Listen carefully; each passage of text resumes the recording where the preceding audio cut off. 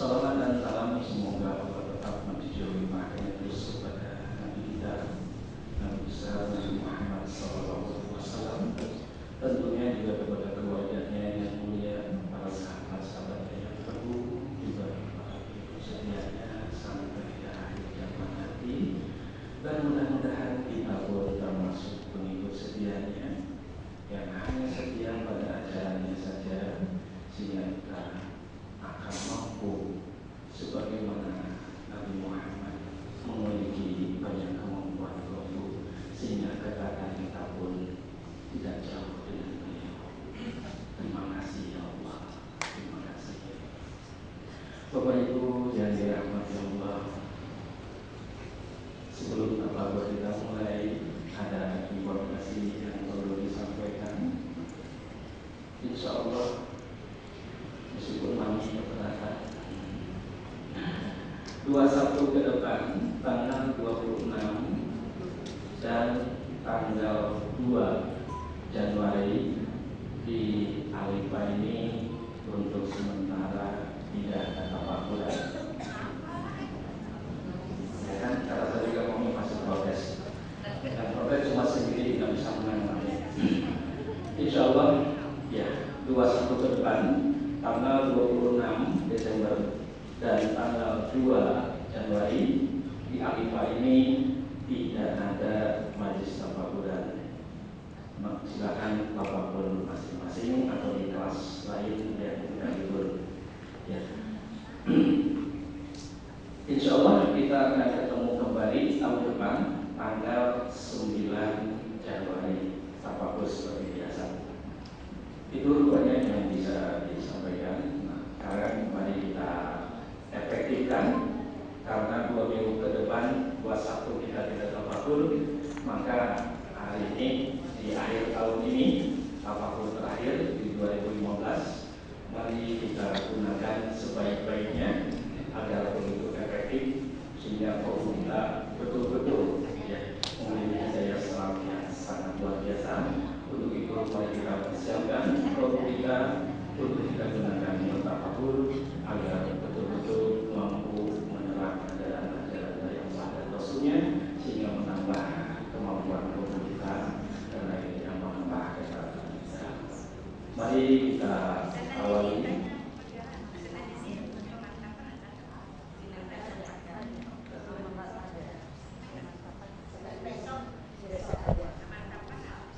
Kalau Senin besok, karena hari ini ada, Senin besok ada, insya Allah. Tapi mungkin kalau Senin berikutnya, karena libur, nggak ada pemantapan, karena bahannya juga nggak ada. Ya. Mari Bapak Ibu kita persiapkan potensi yang Allah berikan, akal dan tubuh kita gunakan untuk tafakur. Untuk itu mari kita awali ibadah yang sangat istimewa ini dengan bacaan basmalah bersama-sama.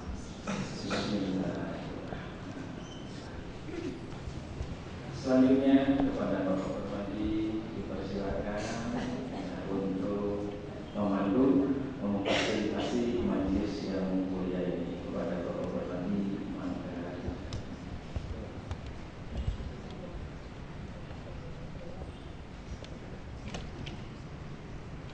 Assalamualaikum warahmatullahi wabarakatuh.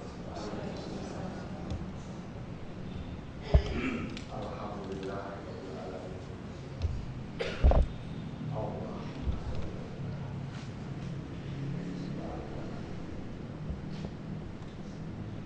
Ibu-ibu dan bapak yang dari Allah, alhamdulillah, insya Allah kita bisa melanjutkan tafakur nanti materi yang ke-20. Masih ada 60 lagi materi yang harus kita tafakur sampai selesai. Hari ini tafakur kita materinya rasional actor.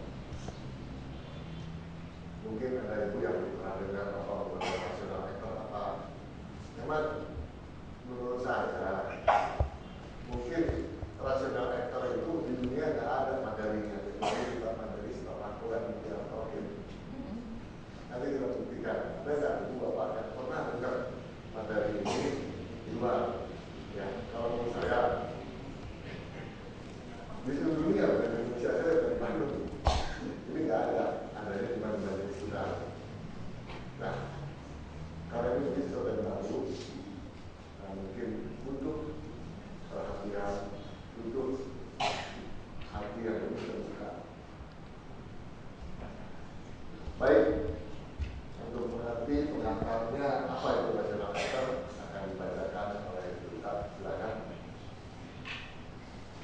Rational actor. Allah menciptakan alam dunia ini lengkap dengan hukum-hukum yang berlaku di dalamnya.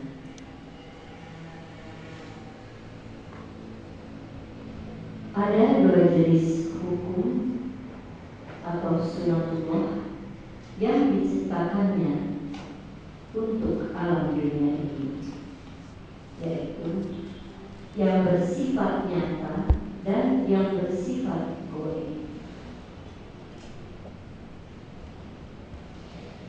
Sunatullah yang bersifat nyata disebut juga hukum fisika, seperti misalnya air mengalir dari atas ke bawah.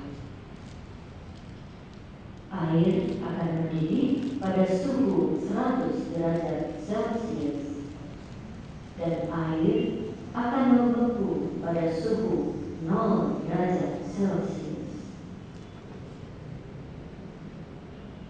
Sedangkan sunatullah yang bersifat goib disebut juga metafisika, seperti misalnya rezeki berbeda-beda.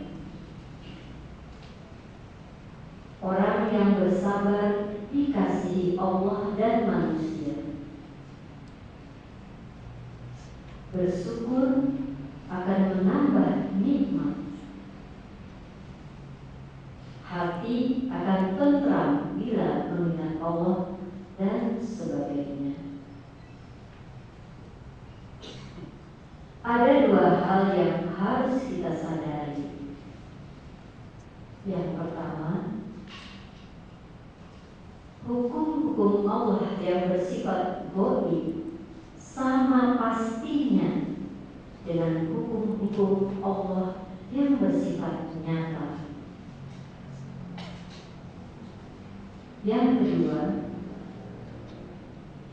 barang siapa yang tidak menyelaraskan sikapnya dengan hukum-hukum yang berlaku di mana dia tinggal, maka ia pasti tidak akan selamat.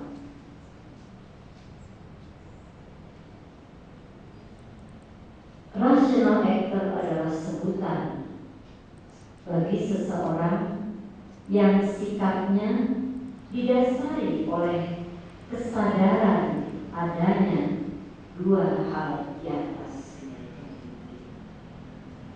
Lawannya adalah balelo, yaitu orang yang sikapnya bertentangan dengan sunatullah yang berlaku di dunia, baik yang bersifat nyata maupun yang bersifat goib. Misalnya saja, orang yang berharap air akan membeku bila diletakkan di atas api bukanlah seorang rasional actor. Sikapnya berlawanan dengan hukum Allah yang nyata, yaitu api menjadi panas bukannya menjadi dingin.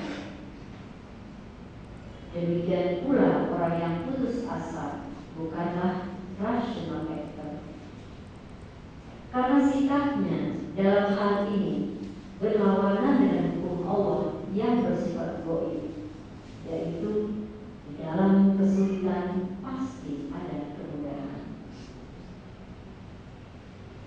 Begitu juga orang yang alergi dengan musibah adalah balelo. Bukankah selama hidup di dunia ini manusia pasti akan mengalami kenyamanan dan ketidaknyamanan?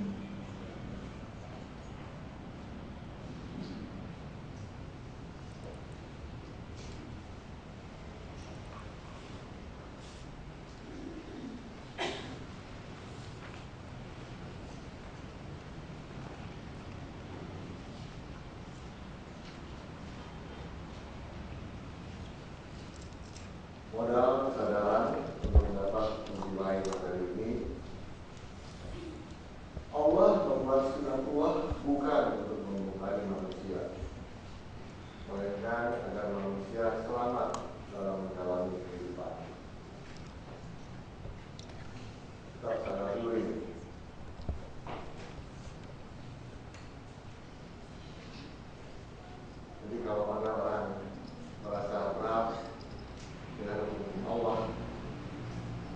ini pasti salah mengartikan hukum Allah. Seolah-olah hukum Allah itu membuat kita susah. Padahal bukan begitu. Allah yang Maha Pengasih, Maha Penyayang, Dia menciptakan dunia untuk tempat kita hidup. Kita tahu kalau kita ini sebetulnya bukan penduduk dunia. Kita ini adalah penduduk surga. Lalu kita ditaruh di dunia. Supaya kita bisa hidup nyaman di sini, Allah membuat hukumnya, Allah membuat sunatullah-Nya. Itu maksudnya. Jadi tidak ada buatan Allah yang menyusahkan, hukum buatan Allah yang menyusahkan manusia. Tidak ada. Jadi sadari ini ya, Allah membuat sunatullah bukan untuk membuat manusia, melainkan agar manusia selamat dalam menjalani kehidupan di dunia, dia bahagia, di akhirat dia di surga. Itu selamat dalam kehidupan. Nah, hukum-hukum itu yang dibuat Allah dalam kasus seperti itu. Nah, untuk tahap awal, apakah kita perlu perubahan?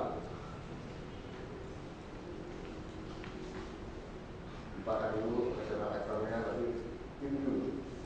Kita ini perlu nggak berubah?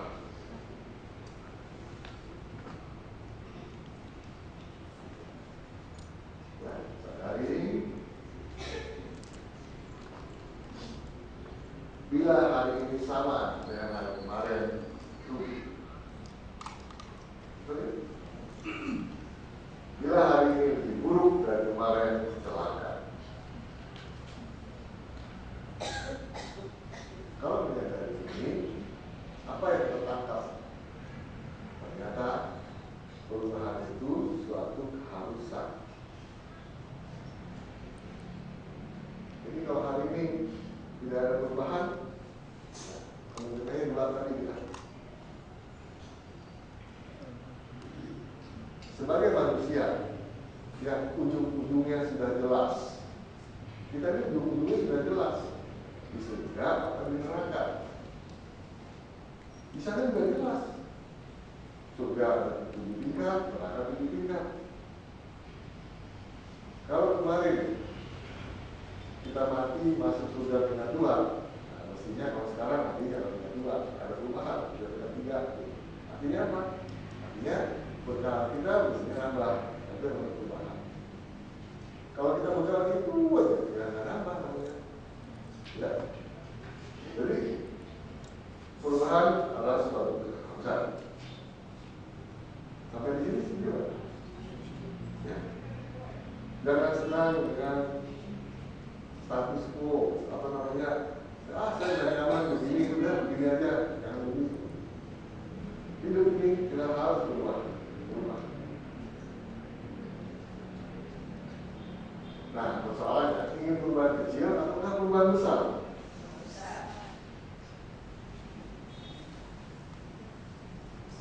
Ini perubahan besar. Itu yang Bapak. Kalau kita mengatakan ingin perubahan besar, tahukah apa yang harus kita lakukan? Saya khawatir Ibu Bapak ya terjerumus ke dalam kesalahan umum. Kesalahan umum itu begini. Setiap suami istri saya tanya, Bapak Ibu, tujuan keluarga Bapak Ibu ini mau kemana? Selalu dikatakan sakinah, mawaddah, warahmah. Sampai di sini nggak ada salah. Begitu saya tanya, apa yang Ibu Bapak sudah lakukan untuk mendapatkan itu? Nah, di sini salah, nggak tahu. Saya garis bawahi, sakinah, mawaddah, warahmah itu bukan impian, itu target. Gak ada bedanya seperti waktu kita kecil. Nanti kalau kita menjadi apa? Kita bilang menjadi dokter. Itu target kita. Makanya karena target kita jadi dokter, kita upayakan SMA masuk IPA. Begitu kuliah, kita cari fakultas kedokteran. Kita nggak mau masuk ITB. Karena apa? Di ITB nggak ada fakultas kedokteran. Kita udah tahu itu. Tapi sekarang ini enggak. Sakinah mawaddah warahmah terjebak ke dalam satu impian. Maunya gitu, tapi nggak melakukan apa-apa. Paling doa. Kan nggak bisa doa, ya Allah, jadikanlah saya dokter, jadikan saya insinyur, tapi nggak ngapa-ngapain.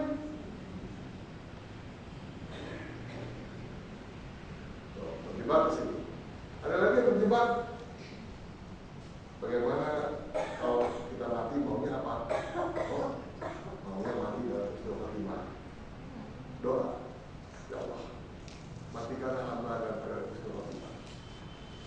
Saya tanya lagi, Bapak tahu peristiwa Fatimah? Tahu apa yang sudah Bapak lakukan? Nggak tahu juga. Nah, kembali lagi terjebak. Husnul Khotimah itu suatu kematian yang sangat baik, tapi itu target, bukan impian. Apa yang kita lakukan supaya target itu tercapai? Untuk bisa mati dalam keadaan husnul khotimah, target itu tercapai, kita harus banyak mendapat rahmat Allah. Untuk bisa mendapat rahmat Allah, kita jangan keluar dari koridornya. Kalau kita keluar dari koridor Allah, rahmat pun keluar. Kalau hidayah lain, hidayah diberikan kepada siapapun. Tapi kalau rahmat Allah hanya diberikan kepada orang yang berada dalam koridornya. Jadi mimpi, kalau orang ingin matinya husnul khotimah, tapi keluar dari koridor Allah, bergunjing terus jalan, sombong terus jalan, nggak bisa itu. Nah, ini juga jangan-jangan begitu. Ingin keluar kecil atau keluar besar? Jawabannya keluar besar. Tahukah kita apa yang kita harus lakukan kalau ingin berubah besar? Bisa tolong ada yang mau jawab ini? Kalau tidak tahu berarti impian. Ya semua orang juga mau. Ya, nggak usah ikut pengajian kemana-mana pun kalau ditanya mau perubahan kecil, perubahan besar, jawabannya pasti perubahan besar kan? Tapi tahu nggak bagaimana melakukan perubahan besar itu? Apa yang harus dilakukan? Jangan-jangan impian, akhirnya apa? Nggak terjadi perubahan itu. Ada Bapak Ibu yang mau memberikan pendapatnya? Kalau ingin perubahan besar, apa yang kita lakukan? Silakan.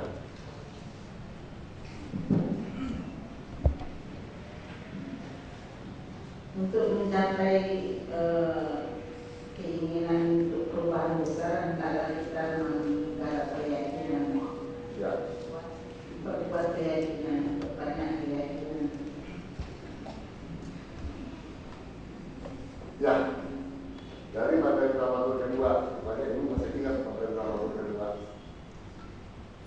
Jika Anda ingin merupakan, jika Anda menginginkan beban kecil, garaplah perilaku Anda. Tapi jika Anda menginginkan perubahan besar dan berdasar, garaplah keyakinan Anda.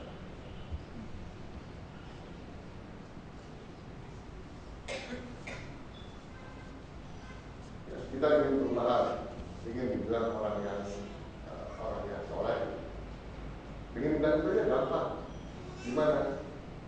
Mulai sekarang pakai jilbab. Orang mau bilang, wah itu soleh. Kata orang nggak tahu ya. Jadi itu hanya perubahan-perubahan kecil. Perubahan besar itu adalah perubahan sesuatu yang besar di mata Allah, bukan buat manusia. Nah, kalau kita melakukan perubahan besar, yang harus kita garap itu keyakinan kita, bukan perilaku kita.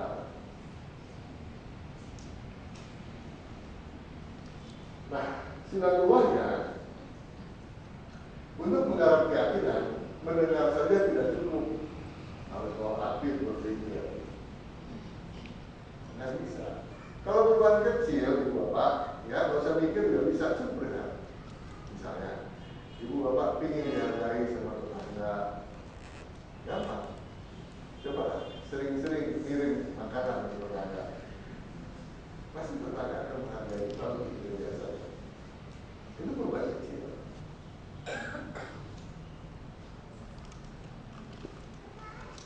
Tapi kalau misalnya biasanya kita dapat musibah, meronta, karena enggak, saya nggak mau begitu, saya mau pasrah, saya mau berserah diri, itu perubahan besar. Perubahan besar itu ini yang dibawa. Nah, untuk merubah kesadaran kita, nggak bisa dengan aja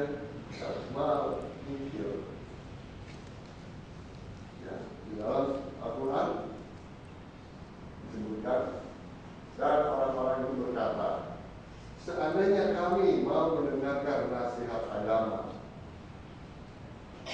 baru berdasarkan agama. Dan kami menggunakan akal-akal kami. Jadi artinya apa? Kalau mendengar dari nggak cukup.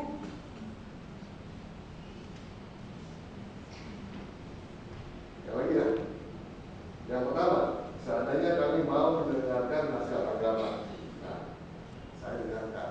Apa yang kedua? Dan kami menggunakan akal-akal kami. Pasti kami tidak menjadi pemimpin bangsa ini.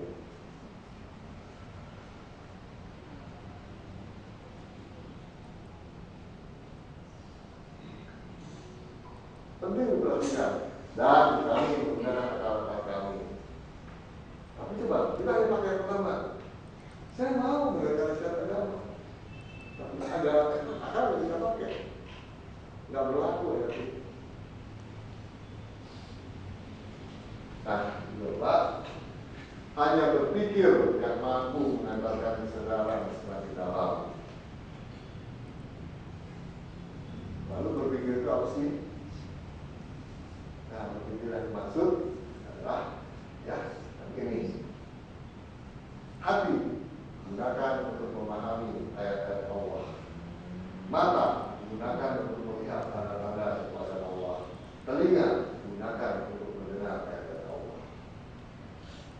Jadi kalau berpikir tidak pakai tanda kutip, jadi apa kata? Tapi kalau berpikir tanda kutip, semua yang ada pada diri kita pakai untuk berpikir.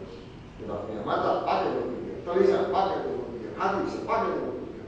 Itu bukan bedanya berpikir dan berpikir tanda kutip. Nah, berpikir tanda kutip itu kan orang takut.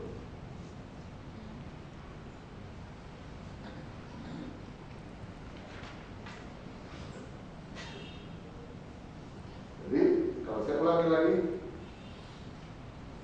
kalau kita ingin melakukan perubahan besar, jalan satu-satunya kita harus menggarap keyakinan. Kalau kita mau menggarap keyakinan, jalan satu-satunya kita harus mau berpikir. Yang lagi, ibu bapak bisa lihat di lapangan. Ada orang jahat banget, sekarang jadi baik banget. Tanya, ya, banyak mantan preman yang jadi ustaz. Ada di Anton Medan, ada John Indo, dan sebagainya banyak. Coba tanya, kenapa dia berubah? Karena mikir. Memang kesadaran itu tidak akan tumbuh. Kalau udah tumbuh pun tidak akan dalam. Kalau nggak berpikir. Maka itu penting sekali apapun itu, supaya kesadaran kita semakin dalam. Akibatnya terjadi perubahan besar itu. Ya. Kenapa orang ya gampang marah? Kok kita enggak? Itu perubahan besar. Kenapa orang ya susah ikhlas? Kok kita bisa ikhlas? Itu perubahan besar. Itu terjadi karena kesadarannya semakin dalam. Kesadaran semakin dalam karena dia berpikir. Nah, karena itu sekarang mari kita berpikir. Ya, siap Bapak, saya berpikir. Siap ya. Pertama, coba pikirkan. Allah menciptakan alam dunia ini lengkap dengan hukum-hukum yang berlaku di dalamnya.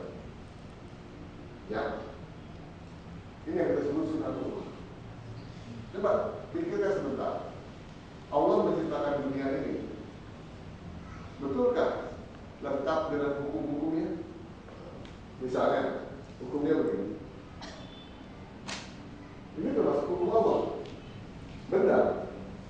Kalau dijatuhkan, dia ke bawah, bukan ke atas. Ini hukum Allah. Ya. Tapi hukum Allah itu bukan hanya yang kelihatan begini aja. Ada juga yang tidak kelihatan. Tapi benar. Misalnya dari sini beda-beda. Tuh, mau ngecek kemana? Kalau sini beda-beda. Kalau nggak bisa. Tapi betul ya? Itu sudah keluar juga. Nah, intinya Allah menciptakan alam dunia lengkap dengan hukum-hukum yang berlaku di dalamnya. Nah, di sini kita berpikir ciri khas asih, sile asal, sile asuh. Apakah kita perlu memahami hukum-hukum yang berlaku di tempat kita tinggal? Ya. Kita tinggal di satu tempat, kita perlu nggak mengetahui, memahami hukum-hukum di tempat kita tinggal? Sederhananya begini, ya. Bila di jalan raya kita tidak menyelaraskan diri dengan hukum lalu lintas, apa yang terjadi? Coba.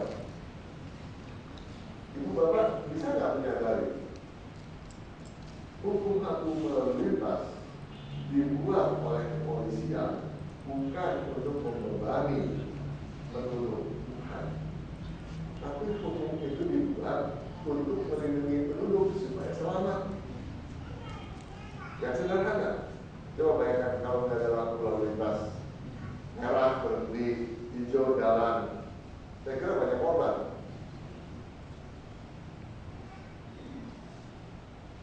Nah, kenapa kita bisa sampai di sini dengan selamat? Ya, karena kita mengikuti hukum di mana kita jalankan. Tadi kita jalan di dunia lalu lintas, hukum lalu lintas kita pakai. Kalau saya tadi dari rumah tidak taat pada hukum lalu lintas, mungkin saya tidak sampai di sini. Kita sampai di rumah sakit, kita sekarang lagi urusan tilang. Tapi saya ikuti hukum-hukum lalu lintas. Merah saya berhenti, hijau saya jalan. Nah, dengan mengikuti hukum itu, maka saya mudah ya sampai ke sini. Nah, sekarang sila asih, sila asal, sila asuh. Bila hidup di dunia, tapi tidak menyelaraskan diri dengan hukum alam dunia, apakah kita bisa selamat?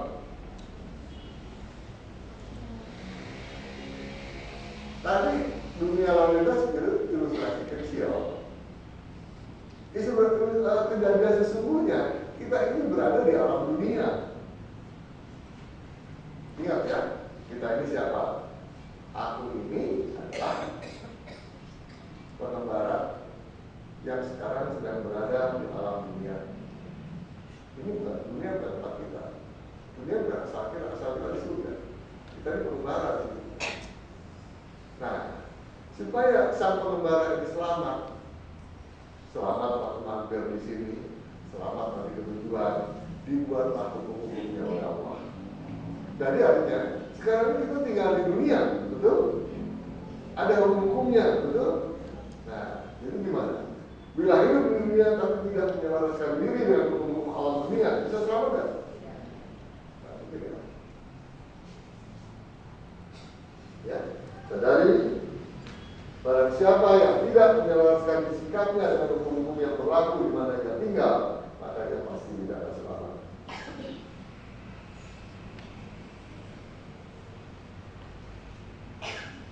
Nah, sekarang coba rasakan lagi sekarang keberadaan kita di alam dunia.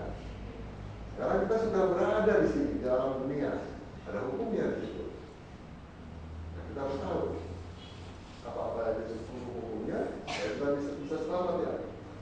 Allah menciptakan alam dunia lengkap dengan hukum-hukumnya. Ada dua jenis hukum yang diciptakan Allah di alam dunia. Bukan satu.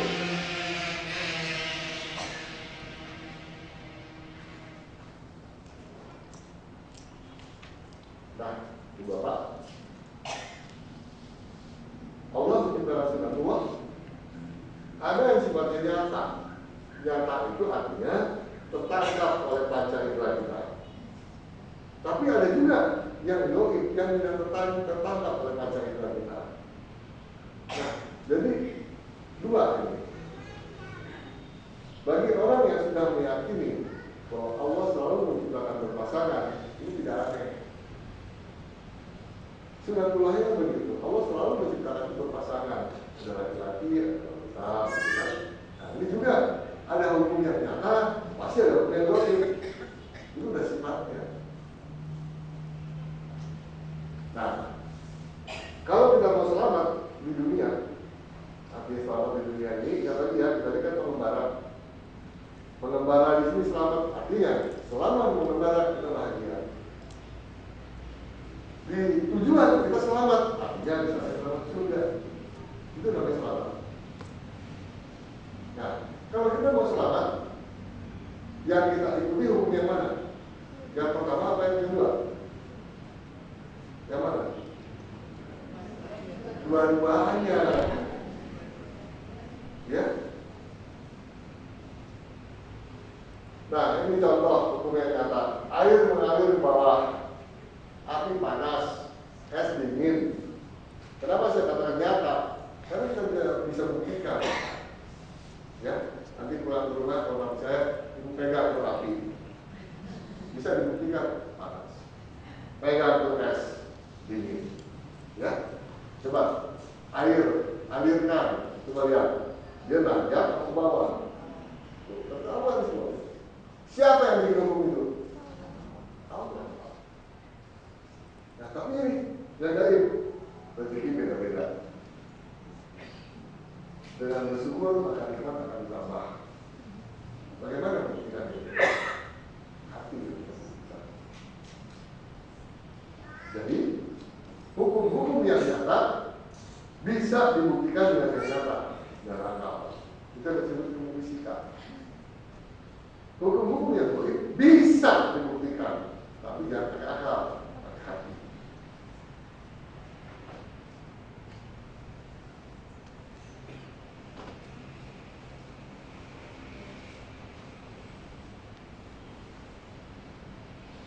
Setuju lagi Bapak? Hukum-hukum Allah selalu bisa dibuktikan, selalu bisa dibuktikan. Nah, tapi membuktikannya harus proporsional, ya. Kalau membuktikan hukum yang nyata, pakai juga yang nyata, akal. Tapi kalau membuktikan hukum yang goib, pakai yang goib juga, hati. Banyak orang keliru membuktikan adanya Allah pakai akal, pakai punya hukum. Kalau pakai hati gampang. Yang goib harus dibuktikan dengan yang goib juga. Gitu. Ya, dan yang ingin menekankan bahwa hukum Allah itu dua-duanya bisa dibuktikan. Sifat hukum ciptaan Allah selalu pasti. Nah, enaknya begitu hukum. Kalau hukum nggak pasti, kita susah. Gitu. Hukum berubah-ubah. Coba bayangkan. Hari ini ya dibuat sama Allah kalau benda jatuh ke bawah. Besok tanpa pemberitahuan dibuat kalau jatuh ke atas. Susah nggak itu? Ini namanya menyusahkan manusia. Ingat tadi saya bilang di awal, sudah dibuat Allah bukan untuk membebani manusia, tapi justru sebaliknya supaya manusia ini mudah hidup di dunia ini. Nah, sifat hukum ciptaan Allah selalu pasti. Hukum yang nyata, fisika. Misalnya, air mengalir dari atas ke bawah. Betul? Ini pasti atau kadang-kadang? Pasti. Jalan hukum yang goib, metafisika. Rezeki beda-beda. Ini pasti atau kadang-kadang? Pasti juga. Ya, kita bisa paham. Bila hukum tidak pasti, tentunya menjalani kehidupan akan sulit. Nah, ini Bapak, mari sama-sama kita sadari, gunakan hati kita. Hukum-hukum buatan Allah yang goib sama pastinya dengan hukum Allah yang bersifat nyata. Silakan kita berhenti dulu sebenarnya yang klarifikasi karena ini materi baru. Maksud saya baru kalau di majelis Allah itu apa yang itu.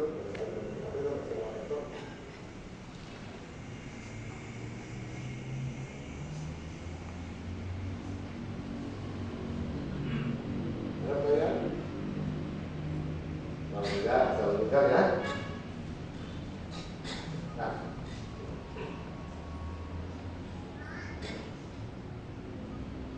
apakah ibu dan bapak sudah menyadari ini bahwa hukum buatan Allah yang baik sama pastinya dengan hukum Allah yang bersifat nyata? Udah. Saya nggak mau bertanya pada mulutnya. Karena kalau mulut itu corongnya akal. Akal itu pinginnya benar terus. Nggak mau kalau salah tuh nggak mau ketahuan.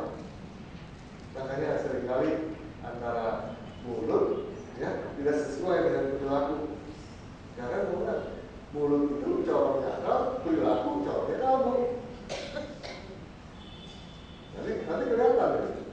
Kelihatan siapa yang mengatakan sudah, tapi sebenarnya belum.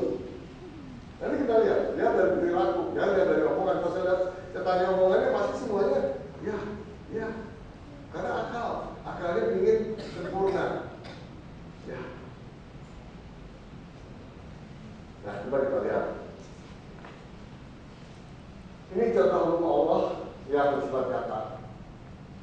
Matahari setiap hari terbit dan tenggelam, betul ya? Ini kan sudah dua ya.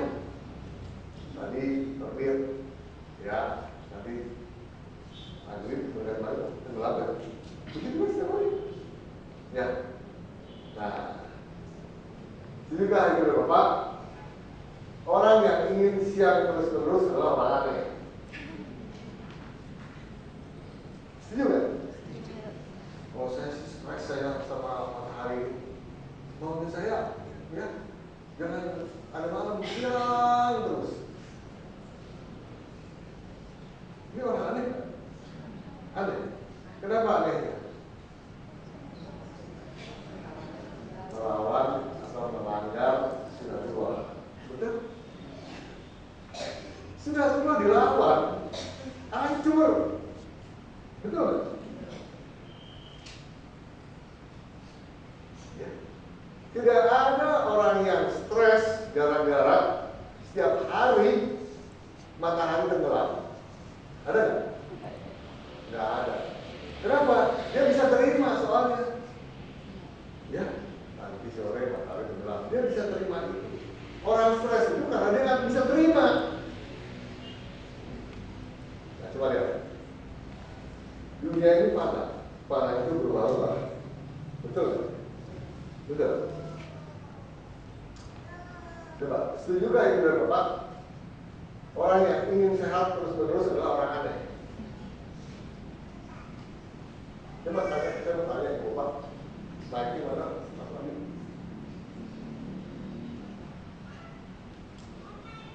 Mantap kita lihat.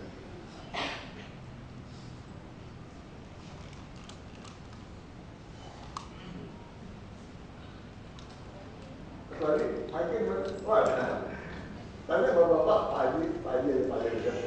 Pagi. Itu pagi dari pagi. Dan dari pagi. Apakah bapak ingin sehat terus menerus? Ya jawabannya. Nah dari isyarat yang bapak sampaikan barusan itu sudah ketahuan kan? Sebenarnya bapak nggak yakin dengan ini. Tidak. Benar Pak. Betul. Kalau ibu gimana? Apakah ibu pengen sehat terus menerus? Coba jujur, jawab. Silakan, ibu sama ibu diambil baiknya. Tidak, Pak. Benar nih. Iya. Karena kita melanggar sunatullah. Ini soal yang sehat terus. Nah, ini orang-orang yang yakin dengan hukum Allah, ya, sehingga dia yakin karena dunia ini panah berubah-ubah, ya nggak mungkin lah kita minta sehat terus. Nah, coba sekarang orang yang yakin, ya, sunatullahnya ini memang di dunia ini nggak mungkin sehat terus-menerus. Ketika dia sehat, dia senang. Ketika dia sakit, dia susah. Susah. Ketika pagi hari, siang hari, matahari terang benderang, dia senang. Ketika matahari terbenam, dia susah nggak? Kenapa dia nggak susah? Karena dia bisa rasakan, wajar lah, ini kan hukum Allah begini. Di satu sisi, hukum yang nyata, dia bisa menyesuaikan diri, tidak melanggar. Tapi di hukum yang goib, dia langgar. Jadi kalau ada orang yang ingin sehat terus, itu melanggar hukum Allah. Ya. Sadarkah sikapnya itu berlawanan dengan hukum di mana ia tinggal? Kita tinggal di dunia. Di dunia ini nggak ada yang tetap gitu. Sekarang kalau kita mau tetap, saya ingin ini sih sakit atau sehat terus, ada nggak tempatnya? Di mana? Nah, di surga itu. Jadi nggak nyambung ya. Celaka kalau ibu menyamakan tempat, misalnya, ya kita menyelam, nggak pakai alat, nyelam aja. Kalau di sana nggak kuat, ya tenggelam. Karena apa? Aku di dalam saya bisa, nggak pakai alat. Kok di air saya nggak bisa? Nah, ini orang tak sadar diri. Misalnya di dunia ini hukumnya begini, nggak mungkin ada yang sehat terus. Pasti kalau sehat sakit sehat. Emang kan di situ berubah. Jadi kalau ada orang yang ingin sehat terus gimana? Nah, coba lihat. Mana yang lebih aneh? Yang lebih aneh yang mana? Menurut Bapak? Orang yang ingin sehat terus-menerus atau orang yang ingin siang terus-menerus? Ya.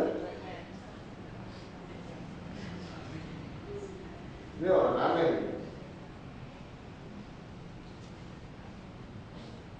Sampai kapan kita mau terbangun kalau kita ini orang aneh?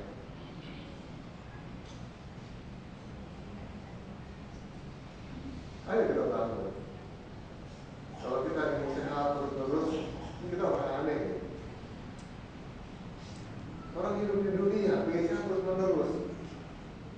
Kalau hidup sehat terus-menerus, ada tempatnya di sini kan, dari sini, di sini nggak bisa.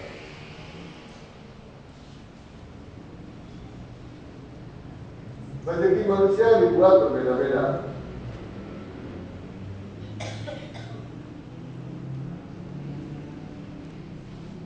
Apakah aneh bila ada yang miskin dan ada yang kaya? Tidak ada ya? Ya, tentunya wajar saja karena hukum yang berlaku di dunia memang seperti itu. Coba, setuju gak itu dan Bapak? Orang yang berkeluh kesah dengan kemiskinan adalah orang aneh. Setuju? Pernah kita jadi orang aneh?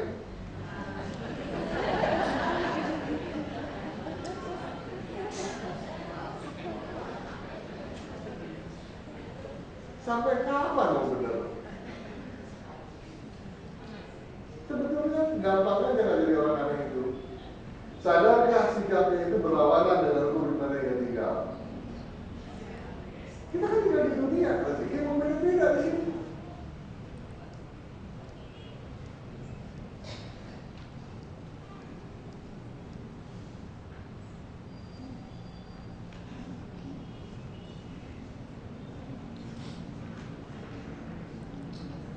Nah, lagi kita lihat Allah. Ini sudah tua ya.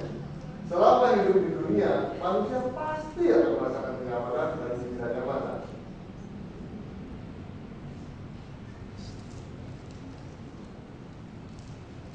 Ya, saya kira ini sudah tua ini saya ambil dari Al-Quran.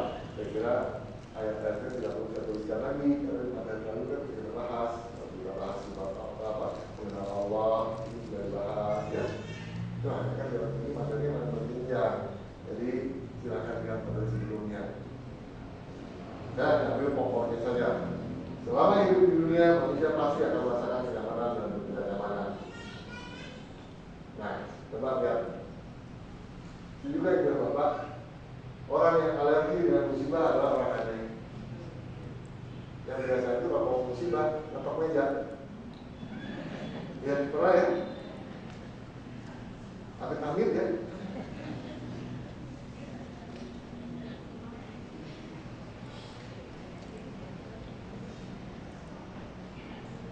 Ini biasanya kan orang asuransi ya begini.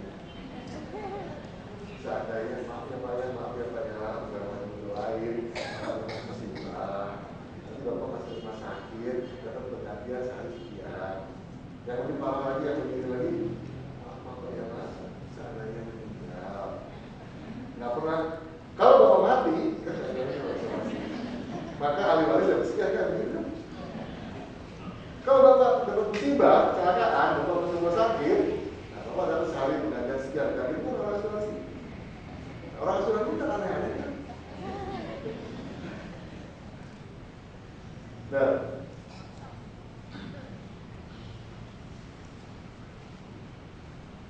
di kita itu banyak gara-gara musibah jadi stres. Lagi nyaman-nyamannya datang musibah, stres. Tapi nggak begini. Lagi nyaman-nyamannya menjemur di matahari, atau matahari tenggelam, nggak stres. Pulang aja ke rumah. Apa bedanya? Yang satu rumah Allah nyata, yang satu rumah Allah yang goib. Itu aja bedanya. Tapi sama pastinya.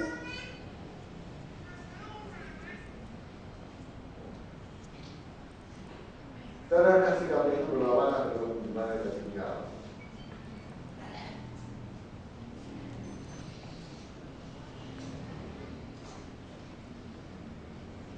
Nah, mana yang lebih aneh ini? Orang yang alergi dengan datangnya musibah, ataukah orang yang alergi dengan datangnya malam? Yang mana yang aneh? Yang mana dua Pak? Nah, baru paham. Dua-duanya sama, ya.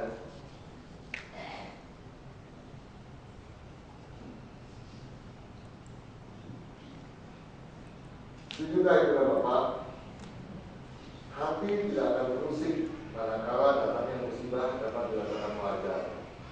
Bagaimana datangnya malam?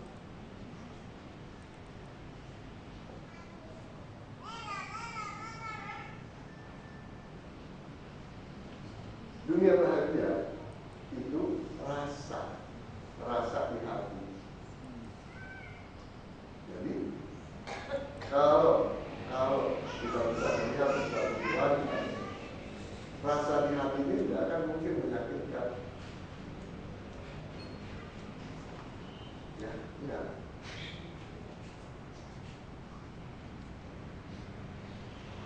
Jadi bila kita menggunakan hukum Allah, kita nanti akan mampu, ya, kita akan mampu melihat, merasakan yang menimpa kita itu semuanya adalah wajar, karena hukumnya demikian. Kalau kita bisa merasakan itu, akan termudah kemampuan pasrah, kemampuan ikhlas, kemampuan berserah diri. Tapi kalau kita masih merasakan rugi, datang musibah, ya, wah ini alergi, artinya rugi kan? Nah, nggak akan mungkin bisa ikhlas, nggak mungkin bisa pasrah, apalagi berserah diri.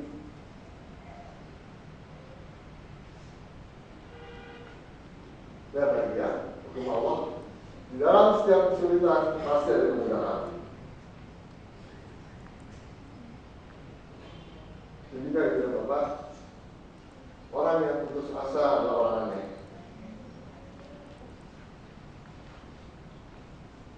Pernah? Ibu Bapak putus asa? Pernah? Ngerasa benar atau ngerasa aneh? Biasanya kan habisnya sih. Nah, kalau pakai habisnya sih itu, atau kamu nggak ngerasain sih, itu pasti orang aneh.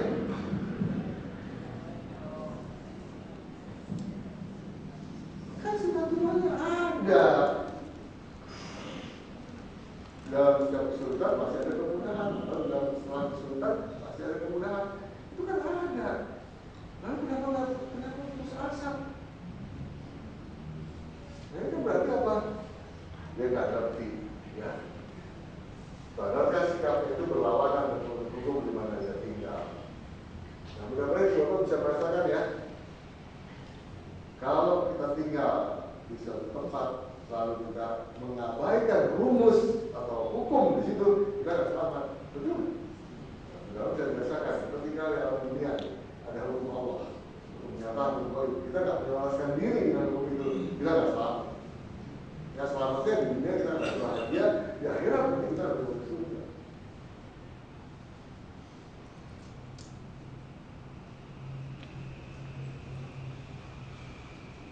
Manusia sepanjang hidupnya itu selalu dihasut oleh setan. Beginilah dunia. Kalau kita nggak mau ketemu sama setan, ada tempatnya. Ya, ada tempatnya. Nanti di akhirat sudah ada setan. Mau masuk neraka, mau masuk surga, setannya sudah ada. Tapi kalau di sini, nah, dijanjikan oleh Tuhan, setan itu mengalir dalam darah manusia. Artinya perumpamaan, setan pasti ada. Jangan juga segala yang masuk, asal bisa keluar dari dalam Tuhan.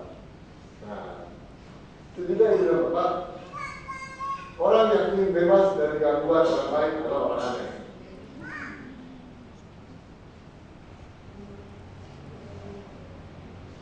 Biasanya kita nggak sadar, jelas jangan ganggu orang supaya kita nggak ganggu. Nggak mungkin, betul nggak? Walaupun kita nggak mengganggu orang, apakah ada jaminan orang tidak akan mengganggu kita? Bukan? Nggak mungkin. Emang sunatullah begitu kok. Nah kita pede aja, jangan mengganggu orang supaya orang yang mengganggu kita. Bohong. Hukumnya bukan begitu, hukumnya kita diganggu terus sama setan.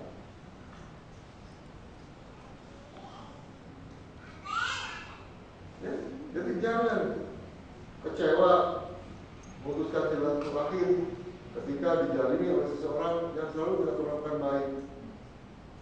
Padahal. Ya, yang benar kan? Ya namanya di dunia. Setan itu dari manapun dia datang. Jangan dari orang-orang yang biasa tidak melakukan baik. Dari istri kita datang, dari suami kita datang, dari anak kita datang.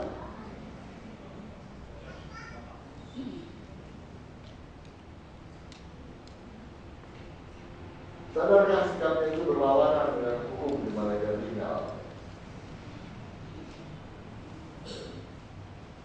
Berikutnya ada sunatullah. Di dunia ini ada dua kehendak, yaitu kehendak aku dan kehendak Allah. Jadi di sini ada dua kehendak di dunia ini. Bukan kehendak aku aja yang jalan, ada kehendak Allah juga. Ya, nah coba. Apakah aneh bila ada kehendak kita yang tak terwujud jadi kenyataan? Aneh? Baik, ada nggak orang yang stres, bunuh diri, gara-gara keinginannya tidak terwujud jadi kenyataan? Nah, ya. Itu orang aneh nggak? Baik, aneh ya. Ya.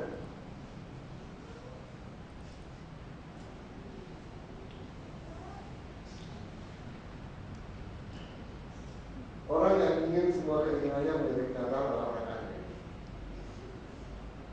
Kemarin kita pilkada serentak. Coba, berapa banyak sekarang orang aneh yang di rumah sakit? Ingin dari parti, ingin dari wali kota dan sebagainya, nggak betul.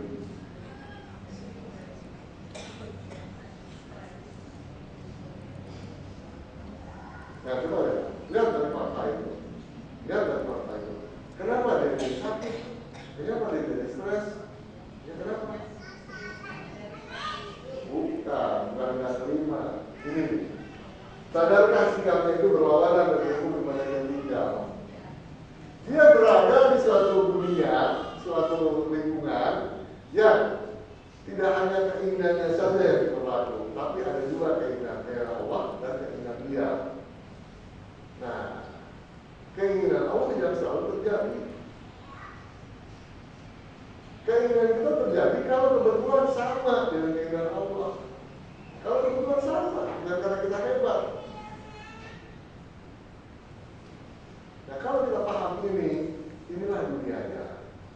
Di sini ada dua keinginan. tapi nggak kepilih.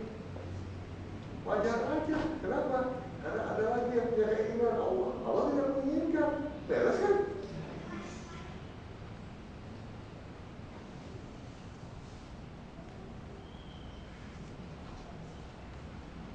Manusia tidak mampu memberi pencerahan. Tidak mampu. Nabi pun tidak mampu. Karena Nabi manusia. Ya. Nah, apakah wajar bila mulut kita sudah berbusa-busa memberi pengertian, tapi orang itu tak bisa berubah? Wajar nggak? Wajar. Ibu bapak pernah putus asa nggak mau ngomong lagi ke seseorang gara-gara nggak pernah didengerin, nggak pernah berubah? Tapi katanya wajar.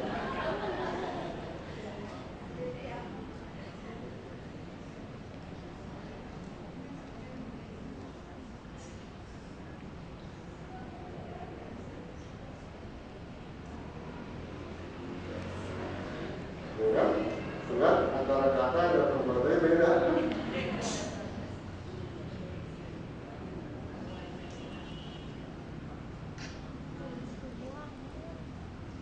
Sadari, ya, wajar banget kalau misalnya, ya, sudah kita sampaikan berkali-kali, nggak ngerti, wajar banget.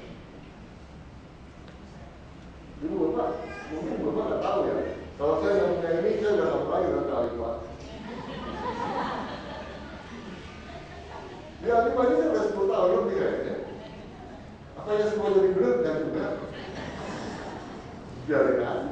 Saya sadar betul. Saya nggak bisa memberikan pengertian pada ibu bapak. Jangankan memberi pengertian pada ibu bapak, supaya bapak dan ibu hadir tiap bersatu kayak saya di sini, itu juga saya nggak bisa. Terus apa yang saya butuh? Ya, kapok saya kali Pak, payah. Saya udah begadang-gadang nyiapin materi, udah habis waktu banyak menyiapkan materi supaya bapak ngerti. Nggak dapat. Enggak. Tidak bisa begitu. Karena saya menyadari ini. Saya menyadari hukum dunia. Tidak ada orang yang bisa memberikan pengertian kepada orang yang kita kasihi sekalipun. Tidak ada. Nabi pun tidak bisa. Yang kita bisa lakukan adalah menyampaikan dengan sepenuh hati itu. Pahala itu diberikan Allah ketika kita menyampaikannya. Ibu bapak mau berubah atau enggak, pahala saya nggak dicabut. Lalu kenapa saya jadi putus asa, mutung gitu ya? Enggak. Nah, kayak wajar banget. Sampaikan kebenaran. Nggak usah pedulikan hasilnya seperti apa. Yang penting kita sampaikan dengan sungguh-sungguh. Hasil bukan urusan kita lagi. Dan memang kita tidak dimintai pertarungan dengan hasil. Kita hanya diminta pertarungan apa yang kamu lakukan, bukan hasil apa, ya, hasil yang kamu lakukan.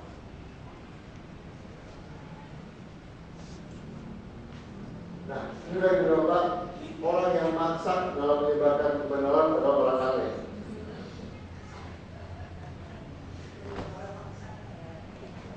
Ada nggak orang yang menyampaikan kebenaran maksa? Ada. Maksa itu bisa dengan perbuatan, bisa dengan kata-kata. Misalnya, udah dijelaskan, nggak mau, ya. Maksudnya apa? Bid'ah, sesat. Karena nggak nurut.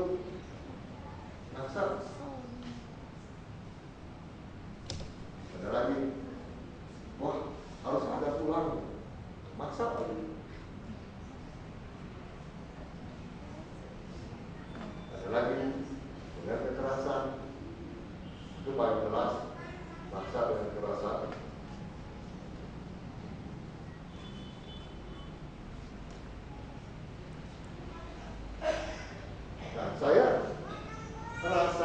Nah, perasaan saya belum pernah memaksa dalam menyampaikan kebenaran. Tapi ada orang yang ngerasa saya maksa. Kenapa? Habis bapak ngomongnya mantap. Loh, mantap tuh karena saya yakin gitu. Bukan saya mau maksa.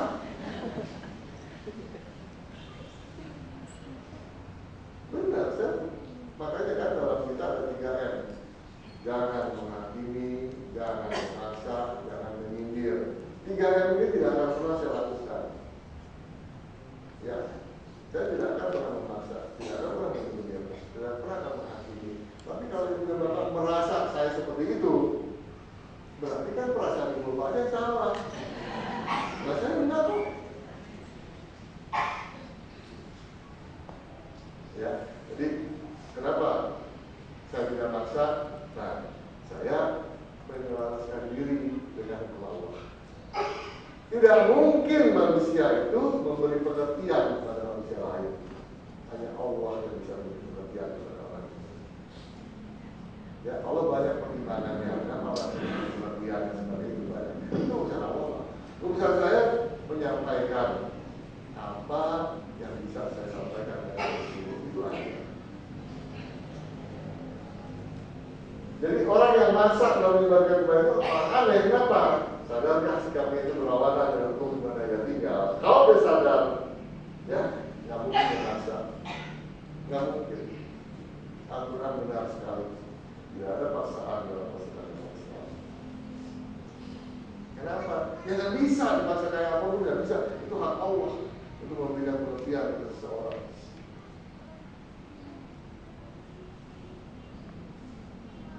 Tidak ada seorang manusia pun yang dirugikan. Betul nih? Nah, coba lihat. Kata Mami betul. Apakah aneh bila ada orang yang marah-marah, padahal dia akan diberi pahala?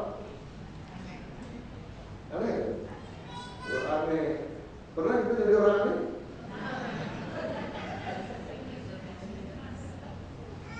Ada orang bilang ramah sama kita, kan? Kita marah.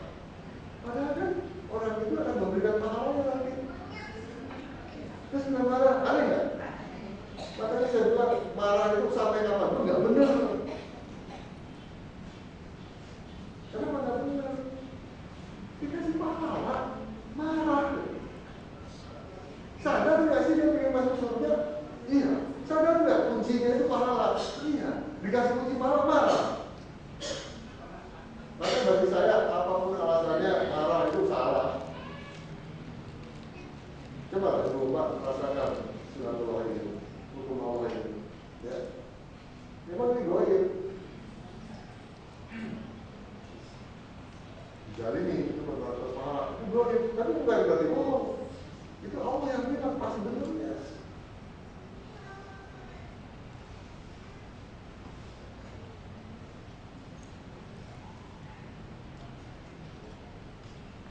Nah, mari sekarang kita gunakan hati kita dari mengabaikan hukum Allah, baik yang nyata maupun yang gaib, telah terbukti selalu ujung pada penyesalan. Saya katakan telah terbukti.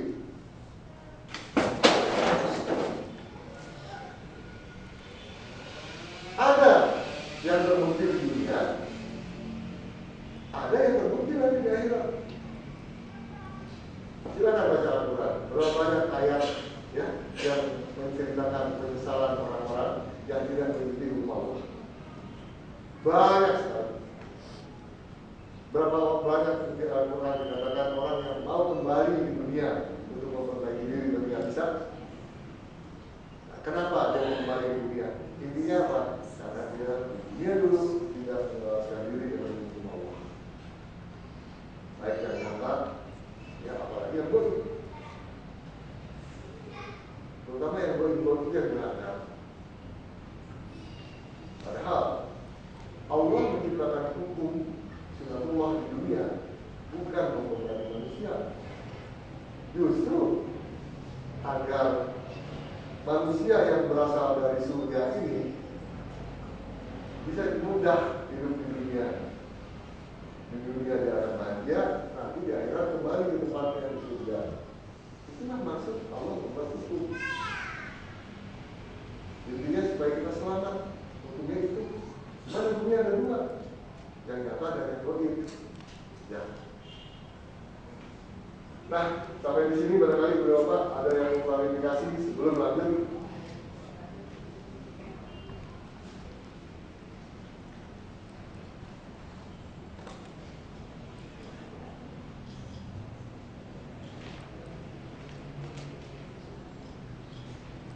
tidak ada, saya lanjutkan dulu ya. Penggolongan manusia berdasarkan sikapnya. Karena itu sudah dibaca nih. Karena sikap manusia pasti cuma dua. Ada yang taat pada hukum Allah, ada yang membangkang pada hukum Allah. Ya. Nah, sikap manusia itu ada yang melawan sunatullah.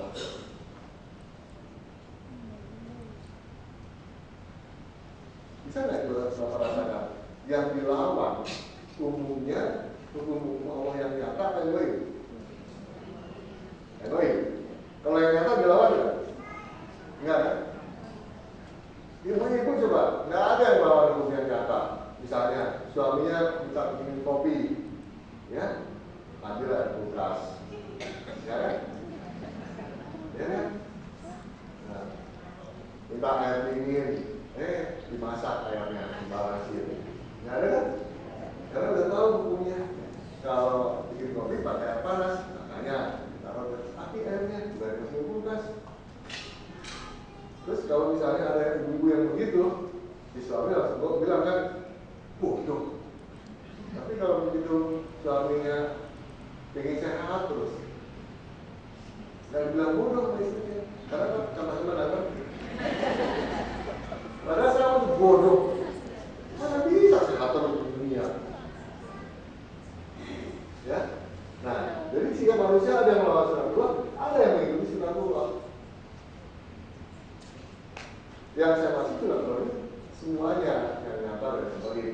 Nah, yang mengikuti melawan sunatullah itu sebutannya balelo.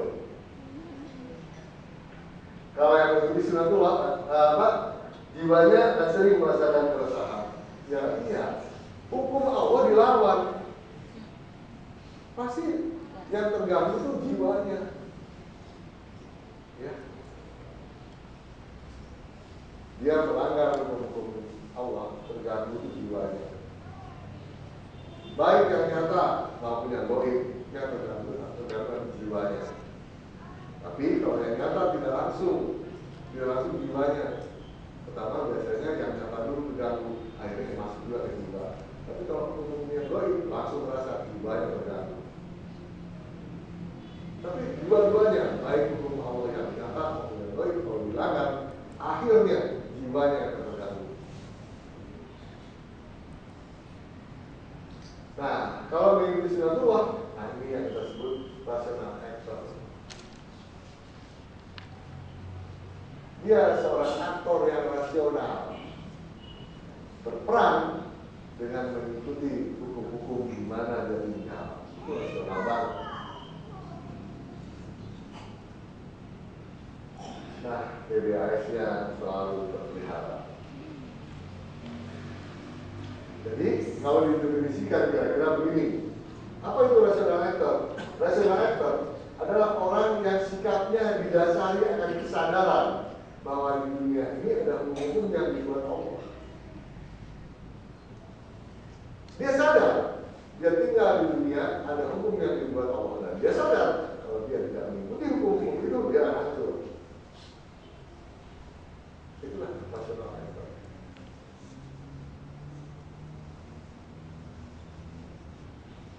Nah, saya ulang lagi sedikit ya, ulang kembali di awal.